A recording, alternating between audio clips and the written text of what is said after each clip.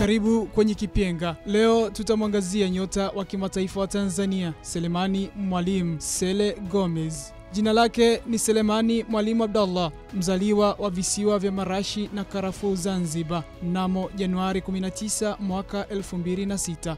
Alivuka maji na kuja bara kwa ajili ya kukiendeleza kipaji chake aliposajiliwa na Singida Black Stars. Uwepo wa nyota wengi ndani ya kikosi cha Black Stars ilikuwa kikwazo kwake, ndipo akapelekwa kwa mkopo kunako klabu ya Fountain Gate FC. Mwanzoni mwa msimu wa 2024-25 alipata nafasi ya kucheza kwenye kikosi cha Fountain Gate FC.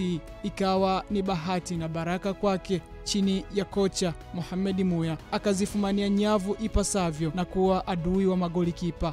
Waswahili husema bahati inafuata kipaji. Kocha bora wa Kiafrika Roland Mokwena alipotua bongo na kusaka striker wa kukiongoza kikosi chake cha Wydad Athletic Club, juhudi zake zikagonga mwamba kwa nyota Clement Mzize wa Yanga. Macho yake yakatua kwenye viwanja vya Tanzanite Kora kilipo kipaji cha Selemani Gomez. Mwezi Januari 2025, katika dirisha dogo la usajili, nyota ya Mwalimu iliangaza Afrika na kuweza kusaini kandarasi ndefu na miongoni mwa timu bora zenye historia kubwa barani Afrika, Wydad Casablanca. Mkataba unaodumu hadi mwaka 2029. Ni furaha ya Watanzania kupata nyota wengi wanaong'ara nje ya nchi baada ya Mbwana Samata, Simon Msuva, Novatus Dismas Mirosh. Sasa ni Selemani Mwalimu Abdallah.